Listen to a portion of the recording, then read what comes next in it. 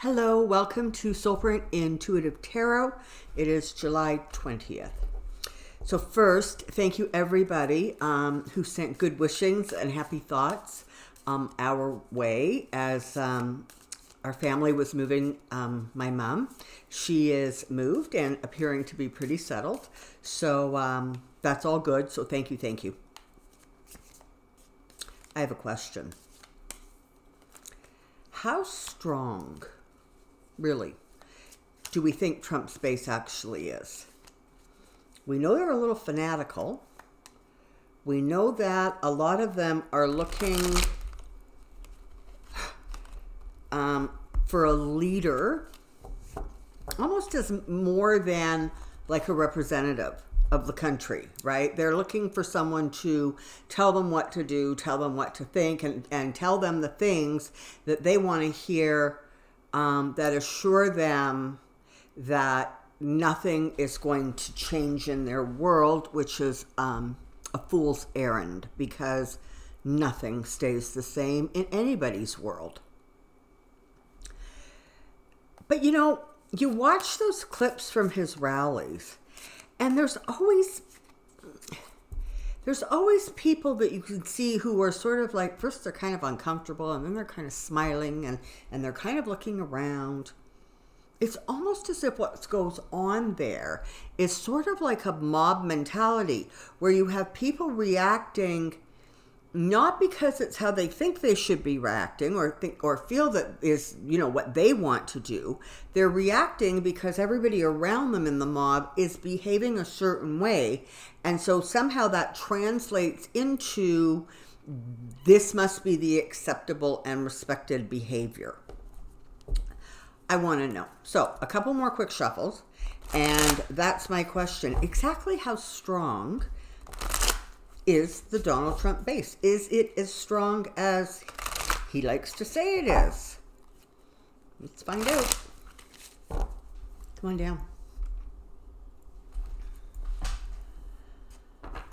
Okay. Away.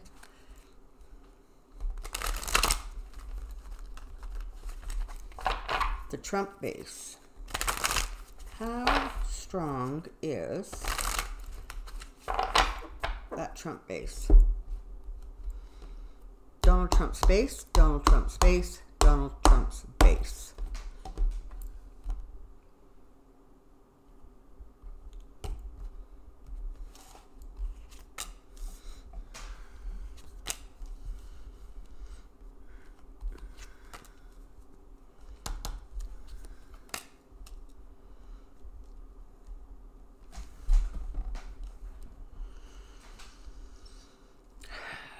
As I was preparing to do this reading, I was specifically wondering if this card was going to show up, the Six of Pentacles. And the reason I was wondering that is because there's a lot of talk about how there are crowds at the Trump rallies who are literally being paid to be there. They're being brought in either from outside of the area where the rally is or literally from locals. Because, you know, if somebody offers you to go hang out for a couple of hours at a Trump rally to fill the arena, you know, let's see. Trump has taken away your jobs. He's taken away your, you know, health care. He's wrecking that. His tax cuts certainly did not help you. So, you know, why not take $100 and go fill up the crowd? I'm not, you know, I'm just saying. There's a lot of talk about money being paid to get people into those stadiums, and it's looking like that's actually a real possibility. So there's a lot more worry about him sort of maintaining and being able to be head of the government than people realize, just generally speaking. There's a lot more fear. And part of what's going on is, again, his emotions are becoming so erratic that nobody can rein him in. You've got the Mercers announcing, and I've read on this before somewhere, announcing, you know, that they're pulling funds from Trump. They don't want him to be, representing the Republican Party that they, support. You kind of gotta wonder what is going on here. It's as if his own side is starting to very carefully sort of pull back a little bit of their support. Aside from a few real, diehards like the Lindsey Grahams, it's interesting how many Republicans just kind of really, they don't have anything to say. It makes me wonder if it's not possible that perhaps some of these people have decided to, because normally what you would hear would be there would be some scuttlebutt about, Mitch McConnell and his gang went into Trump's office and told him to cool it or back down or something. But you're not sort of hearing that, he walked back the whole thing about the squad, and that lasted for, 18 hours, and then he reversed course like he always does. But I'm actually starting to wonder if the Republican Party is not actually saying, you know what, we're just going to give this guy enough rope to hang himself. We're not going to really actively support him. We're not really going to go against him.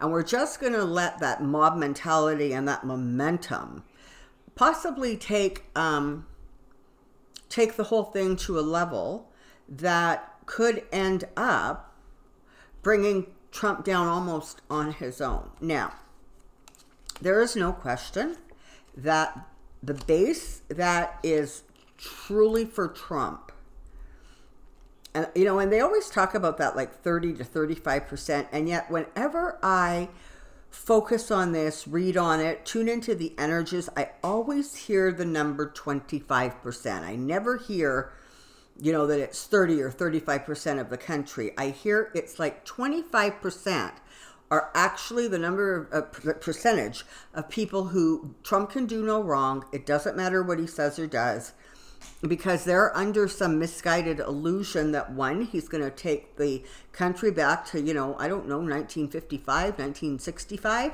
when, they believed that they were at the height and peak of their lives. And they sort of want to go back to that place, which is very unfortunate. But again, the people who are supporting Trump are elderly, white, and predominantly male. So, I don't know. Maybe they just want to go back to those days when Saturday afternoons were spent polishing the Buick sedan in the driveway. I don't know what they're thinking. But for most people, what is going on right now is insanity, and more people are looking for justice to sort of come down and try to balance things out and get the situation back into something that looks like control, something that looks like normal. So he's working hard to rile them up. He's working hard to keep them motivated.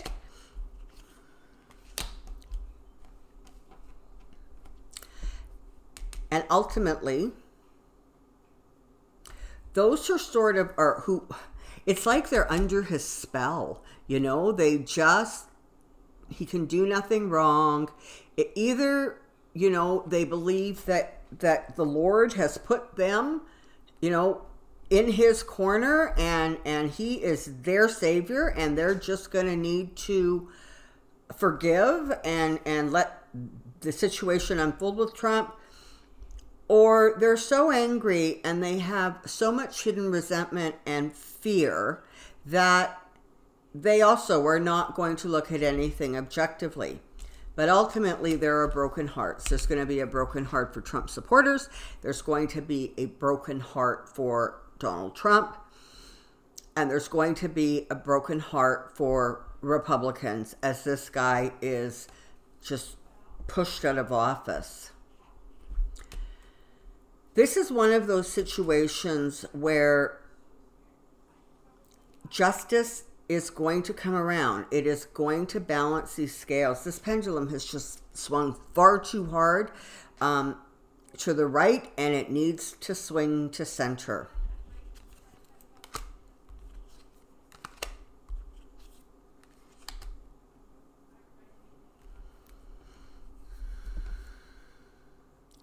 You know, they often use that phrase, it was baked in the cake when it comes to Trump. Oh, people knew he was a womanizer. People knew he was a liar. People knew this and knew that, but they voted for him.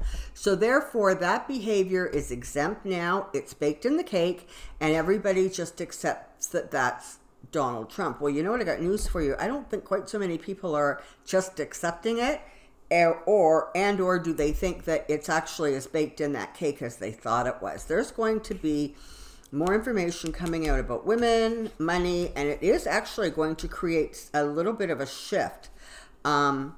If he in any significant way is tied to the Epstein scandal or the George Nader thing that just that's unfolding also with human trafficking and child trafficking for sexual purposes. If he ends up being a little bit more connected to it than kind of it appears right now, it is going to be very, very difficult for even any but the absolute diehards to remain in his corner. So I'm seeing a little bit of scandal coming down the road, and I'm seeing a bit more of a shift. He appears to be on a high swing right now. Don't expect it to last, and expect that people's perceptions of him who are supporting him are going to undergo somewhat of a shift. Not all of them, even if it's only 3, 4, 5%, that's a lot. Okay, so there's that. So it just does not appear as if he has the strength that he has. I mean, there are camera angles, the way they take pictures in these stadiums to focus exclusively on the crowds and the front of the stage. You never see them sort of panning, because you kind of got to wonder what the cameras aren't showing us. How many empty seats are they not showing us? How many people are walking out halfway through because they've heard this song? And sometimes I honestly think that a lot of the people that go to these rallies treat it almost as if they're they're